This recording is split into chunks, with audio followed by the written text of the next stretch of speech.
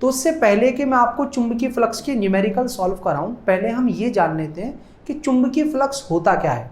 तो मैंने आपसे ये कहा था कि किसी भी पृष्ठ से गुजरने वाली जो चुंबकीय क्षेत्र रेखाएं होती हैं, कैसी क्षेत्र रेखाएं? लंबवत क्षेत्र रेखाएं, उनकी जो संख्या होती है उसे हम चुंबकीय फ्लक्स कहते हैं। वरना हम इसको ऐसे भी याद कर सकते हैं कि चुंबकीय क्षेत्र और क्षेत्रफल सदिश का जो अदिश गुणनफल होता है वो हमें चुंबकीय फ्लक्स प्रदान करता है। और अगर आपको चुंबकीय क्षेत्र और क्षेत्रफल का मान दे रखा है और साथ ही उनके बीच का कोण निकालने की कोई एक स्थिति बता रखी है या डायरेक्ट कोण दे रखा है, तो आप BA cos थीटा का प्रयोग करके भी चुंबकीय फ्लक्स को निकाल सकते हैं। अब इन सूत्रों का प्रयोग करके न्यूमेरिकल कैसे सॉल्व करते हैं, चलिए वो मैं आपको समझाता हूं।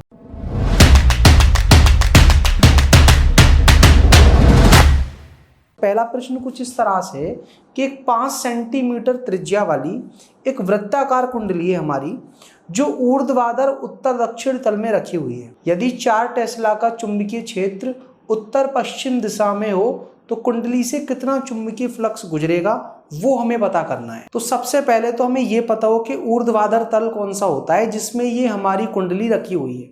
तो देखो, ये वाला जो तल होता है इसे हम कहते हैं ऊर्ध्वाधर तल, और ये जो तल है इसे हम कहते हैं क्षैतिज तल। जैसे ये वाली कुंडली क्षैतिज तल में रखी हुई है, ये वाली कुंडली हमारी ऊर्ध्वाधर तल में रखी हुई है। तो ये कुंडली ऊर्ध्वाधर तल में तो रखी है, लेकिन प्रश्न में जिस कुंडली की बात की गई है वो उत्तर दक्षिण तल में रखी हुई है। तो ये जो दिशा है इसे हम उत्तर मान लेते हैं, इसे दक्षिण मान लेते हैं, ये हमारी पूरब है, ये पश्चिम है। तो जो हमारी कुंडली है वो कुछ इस तरह से रखी हुई है कि ऊर्ध्वाधर तल में तो है, साथ ही किसमें? उत्तर दक्षिण तल में। तो इस कुंडली का जो क्षेत्रफल सदिश है वो तल के लंबवत या तो हम पश्चिम दिशा में ले सकते हैं या फिर पूरब दिशा में ले सकते हैं, क्योंकि तल के लंबवत बाहर की तरफ हमें लेना होता है।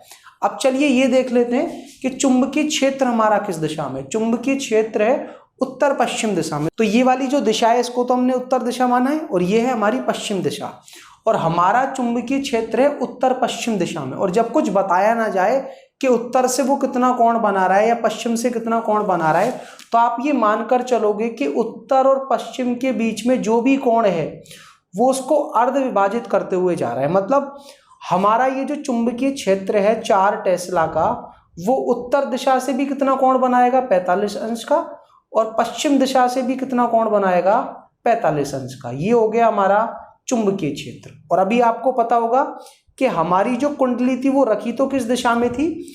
उत्तर दक्षिण तल में। और उसका जो क्षेत्रफल सदिश है वो चाहे तो हम पश्चिम दिशा में ले सकते हैं, चाहे तो पूरब दिशा में ले सकते हैं, और हमारे पास फ्री चॉइस है।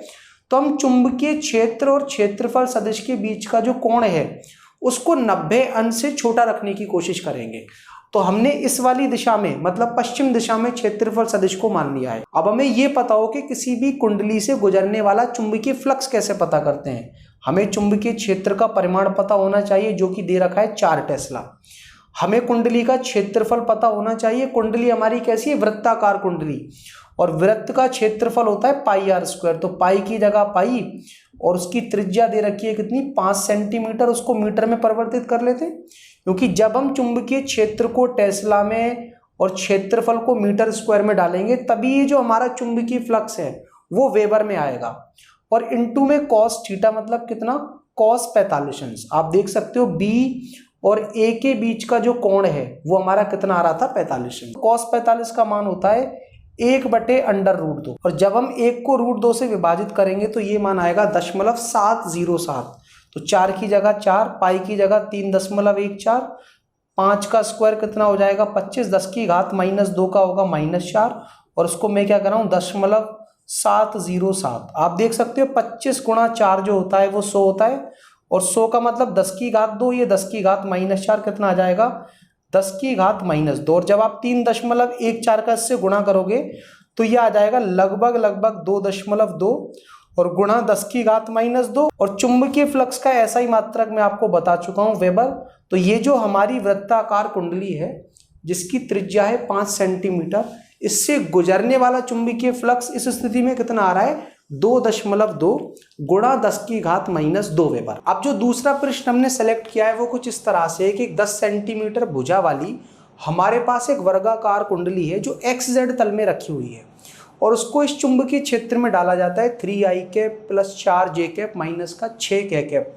इसमें ये कुंडली रखी हुई है तो कुंडली से गुजरने वाले चुंबकीय फ्लक्स की गणना करनी है। देखो कुंडली है हमारी एक्स जेड तल में, तो पहले तो आपको ये पता हो कि एक्स जेड तल क्या होता है। तो ये जो हमारा तल है वो एक्स जेड तल है, क्योंकि देखो ये वाली दिशा होती है हमारी एक्स दिशा, और जो बोर्ड के लंबवत बाहर की तरफ आपके पास आ रही होती है उसे हम कहते हैं जेड दिशा। तो उसके अंदर दो ही दिशाओं का इन्वॉल्वमेंट है, एक्स का और जेड का, तो ये तल होगा एक्स जेड तल। ये वाला तल होगा हमारा, इसमें देखो वाई का इन्वॉल्वमेंट है और दूसरा जेड का इन्वॉल्वमेंट है, तो ये तल है हमारा वाई जेड तल। और ये वाला तल है एक्स वाई तल, देखो उसमें एक तो एक्स है दूसरा वाई है। तो जो कुंडली है वो एक्स जेड तल में रखी हुई है, तो तल के लंबवत बाहर की तरफ जब आप सदिश बनाओगे, जिसे हम क्षेत्रफल सदिश कहेंगे, वो किस तरफ आ रहा है, वाई दिशा में। तो इस कुंडली का जो हमारे पास ये वर्गाकार कुंडली है, इसका क्षेत्रफल सदिश क्या होगा, क्षेत्रफल का परिमाण तो वही लेना है, भुजा का स्क्वायर। तो 10 सेंटीमीटर को हम ऐसे भी लिख सकते हैं 10 गुणा 10 की घात -2 मीटर, इसका हमें करना है स्क्वायर। और दिशा किस तरफ आ रही है, धनात्मक वाई दिशा में, क्योंकि अगर हम चुनाव कर सकते हैं तो हम क्षेत्रफल सदिश को धनात्मक दिशा में रखेंगे। तो ये कितना आ जाएगा, 10 की घात -2 मीटर स्क्वायर, और किस दिशा में, जे कैप। चुंबकीय क्षेत्र हमारा सदिश रूप में दे रखा है 3 आई कैप प्लस का 4 जे कैप माइनस का 6 के कैप। और चुंबकीय फ्लक्स का मैंने सूत्र क्या बताया है कि क्षेत्रफल सदिश और चुंबकीय क्षेत्र का जो अदिश गुणनफल है वो हमें क्या देता है, किसी भी कुंडली से गुजरने वाले चुंबकीय फ्लक्स का मान। और हमारा क्षेत्रफल सदिश कितना आ रहा है, 10 की घात -2 जे कैप। और आपको अदिश गुणनफल तो करना आता ही होगा कि जे कैप का जब आप आई कैप से करोगे तो गुणनफल कितना आएगा, 0, क्योंकि आई कैप और जे कैप के बीच का कोण कितना होता है, 90 अंश। जे कैप का जब आप के कैप से करोगे तब भी कितना आएगा, 0। तो हमें जे का गुणा केवल जे से करना है, कितना आएगा, 4 गुणा 10 की घात -2 जे कैप डॉट जे कैप कितना आ जाएगा, 1।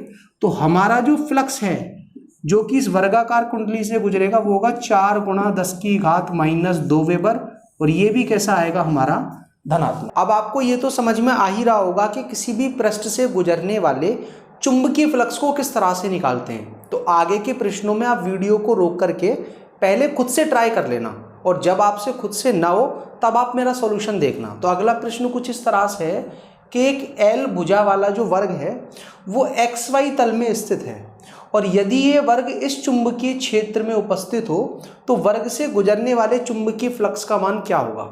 देखो हमें चुंबकीय क्षेत्र दे रखा है सदिश रूप में, और चुंबकीय फ्लक्स का जो मान है वो हम चुंबकीय क्षेत्र और क्षेत्रफल सदिश के अदिश गुणनफल से भी पता कर सकते हैं। तो चुंबकीय क्षेत्र तो हमारे पास सदिश रूप में है, अगर हमें ये जो क्षेत्रफल है वर्ग का उसका क्षेत्रफल सदिश मिल जाए तो फिर हम दोनों के अदिश गुणनफल से चुंबकीय फ्लक्स निकाल सकते हैं। तो पहले तो हम ये पता कर लेते हैं कि ये जो हमारे पास वर्ग है इसका क्षेत्रफल कितना होगा। तो वर्ग की भुजा अगर एल है तो क्षेत्रफल क्या होता है उसका, भुजा का स्क्वायर। तो उसके जो क्षेत्रफल का परिमाण है वो आ जाएगा एल स्क्वायर। लेकिन हमें क्षेत्रफल में इंटरेस्ट ना होकर के क्षेत्रफल सदिश में इंटरेस्ट है।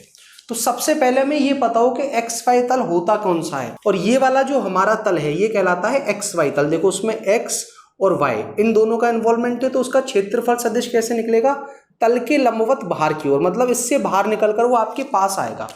और जो लाइन आपके पास आ रही है वो है जेड अक्ष, और जेड अक्ष में जो हमारा एकांक सदिश होता है वो है के कैप। तो ये क्या बता रहा है कि हमारा जो क्षेत्रफल सदिश है उसका परिमाण तो एल स्क्वायर है, लेकिन वो आ किस दिशा में रहा है, पॉजिटिव जेड दिशा में। तो उसके साथ हमने क्या लगा दिया है, के कैप।